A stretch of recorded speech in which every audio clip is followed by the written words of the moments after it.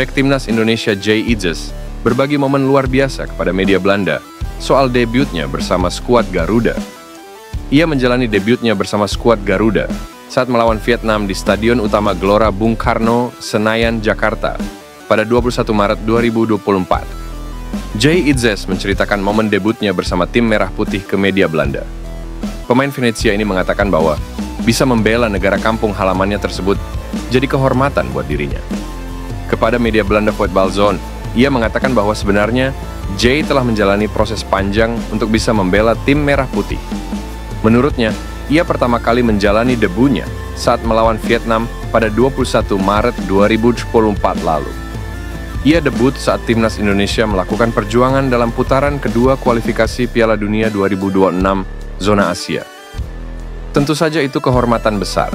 Pada Juli 2023, prosesnya dimulai, dan saya beberapa kali pergi ke Indonesia untuk mengurus semuanya.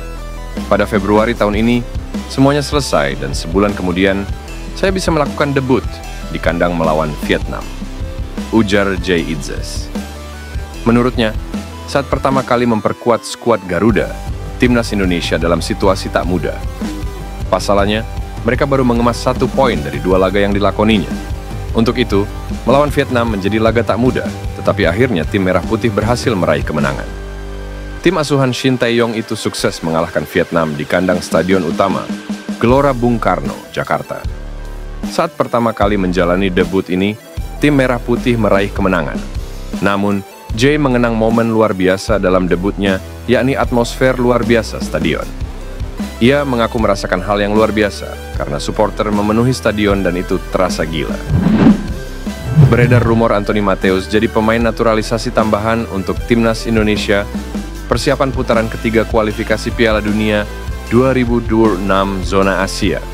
Terkait hal tersebut, pengamat sepak bola Roni Pangemanan atau Bung Ropan angkat bicara. Bung Ropan menjelaskan kalau masih tidak mungkin untuk Anthony Matheus dos Santos untuk bermain di timnas Indonesia. Benar PSSI sekarang sedang mencari pemain di lini serang, karena ini menjadi suatu kelemahan. Tapi soal Anthony, saya pikir ini hoax, menurut saya, ucap Bung Ropan. Menurutnya tidak mungkin untuk melalui naturalisasi untuk pemain Brasil ini. Dalam video tersebut juga Bung Ropan menjelaskan kalau ia sempat menanyakan rumor ini kepada Ketua Umum PSSI, Erick Thohir. Saya juga sudah menanyakan, sudah Pak Ketua menanyakan tentang kebenaran ini. Dan tidak ada respon apa-apa, pungkasnya. Lalu, jika ada rumor konon katanya ia memiliki darah dari Indonesia, dari Nganjuk, Jawa Timur. Maka itu tidaklah benar, karena jika itu benar, maka PSSI pun sudah bertindak. Sekali lagi bahwa Bung Ropan klarifikasi rumor Anthony Matheus jadi pemain naturalisasi untuk timnas Indonesia. Ini adalah tidak mungkin benar. Bek tangguh berusia 22 tahun yang membela FC Twente, Mads Hilgers kembali berikan tanda-tanda akan segera bergabung dengan timnas Indonesia. Setelah sebelumnya ia membuat netizen heboh karena menyematkan tagar "Kita Garuda" dalam postingannya. Kini Mads Hilgers secara terang-terangan memberikan kode keras yang bisa jadi mengisyaratkan dirinya sedang menjalani proses naturalisasi.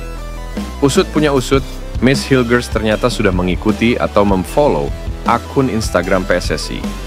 Tidak diketahui sejak kapan dirinya mengikuti akun resmi Federasi Sepak Bola Indonesia tersebut.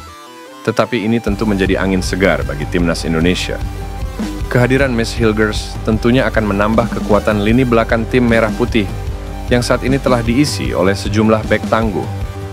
Sebagai informasi, Mads Hilgers merupakan pemain kelahiran Belanda yang memiliki keturunan Indonesia dari ibunya yang berdarah Manado. Kabarnya, Mads Hilgers sebenarnya sudah menjalani proses peralihan kewarganegaraan, tapi terpaksa dibatalkan di tengah jalan karena ia berubah pikiran. Mads Hilgers juga tidak menutup kemungkinan dirinya akan membela timnas Indonesia di masa depan. Saat ini, Mads Hilgers masih fokus bersama FC Twente, klub yang sudah ia bela sejak 2020 silam. Ia juga mampu tampil konsisten dan selalu menjadi andalan klub saat bersaing di Liga Utama Belanda. Pemain Indonesia Elkan Bagot mencicipi laga uji coba bersama Ipswich Town jelang Premier League. Elkan main selama 30 menit melawan Shakhtar Donetsk. Saat ini Ipswich Town sedang menjalani pemusatan latihan di Austria dalam rangka persiapan jelang Premier League. Elkan selaku bagian dari Ipswich pun ikut rombongan TC di Austria. Tidak hanya latihan, Ipswich juga melakukan uji coba dengan menghadapi klub Ukraina Shakhtar Donetsk. Ipswich menang tipis 1-0 lewat gol Sami Morsi. Laga 1-0 di Sportcentrum Landskrona, Villach, pada Sabtu malam WIB diwarnai penampilan Elkan Baggett. Pelatih Ipswich Kieran McKenna menurunkan pemain berlabel Timnas Indonesia pada menit ke-60. Penampilan Elkan Baggett di laga ini menjadi kabar baik di tengah simpang siur masa depannya. Kabarnya ia sempat akan dipinjamkan ke klub lain demi mendapat kesempatan bermain yang lebih besar. Sebelumnya Elkan sudah sering bolak-balik dipinjamkan Ipswich sejak menandatangani kontrak profesional pertamanya di klub itu sejak Januari 2021. Terakhir ia dipinjamkan ke Bristol Rovers setelah sempat lebih dulu disekolahkan ke Kings Lynn Town, Gillingham FC, dan Cheltenham Town.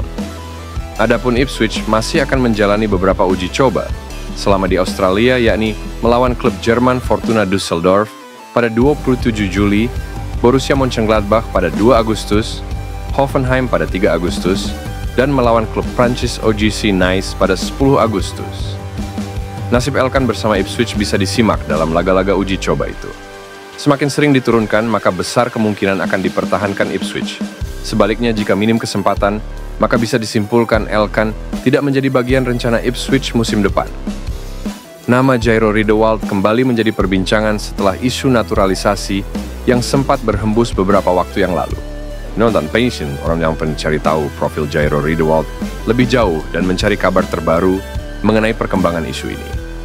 Pemain sepak bola yang satu ini diketahui tengah menjadi salah satu andalan lini tengah Crystal Palace, tim yang berlaga di liga paling kompetitif di dunia. Kabar naturalisasi mencuat karena ia pernah diketahui menghubungi Hassani Abdul Ghani yang menjabat sebagai Komite Disiplin PSSI melalui saudara dari nenek Jairo. Jairo sendiri lahir pada 9 September 1999 di Haarlem, Belanda. Ia diketahui merupakan seorang keturunan Suriname, namun memiliki kerabat dari Manado, menurut pengakuan sang nenek beberapa waktu yang lalu. Jairo memulai karir sepak bolanya di Akademi Haarlem, lalu pindah ke Akademi Ajax pada tahun 2008 silam. Dalam waktu 3 tahun, ia berhasil masuk ke tim Ajax U17, dan 2 tahun kemudian masuk ke tim Ajax U19. Hanya butuh kurang dari setahun untuk Jairo masuk ke tim senior Ajax Amsterdam dan turut berlaga di era divisi. Berselang 3 tahun, penampilannya yang impresif menarik minat Crystal Palace, dan di tahun 2017 dirinya diboyong ke markas The Eagle untuk berlaga di Premier League. Berbicara mengenai garis keturunan, sebenarnya Jairo kini berkebangsaan Suriname dan Belanda. Namun menurut sang nenek, Jairo memiliki darah Manado, yang menyebabkan dirinya bisa memperkuat timnas Indonesia melalui jalur naturalisasi. Isu naturalisasi sebenarnya masih cukup kuat terdengar. Namun fakta bahwa dirinya pernah memperkuat timnas senior Belanda pada tahun 2015 silam menjadikan satu masalah baru. Dokumen naturalisasinya sendiri pernah dikirimkan pada pertengahan Mei 2024. Namun hingga saat ini, kabar terbaru mengenai proses tersebut belum lagi terdengar.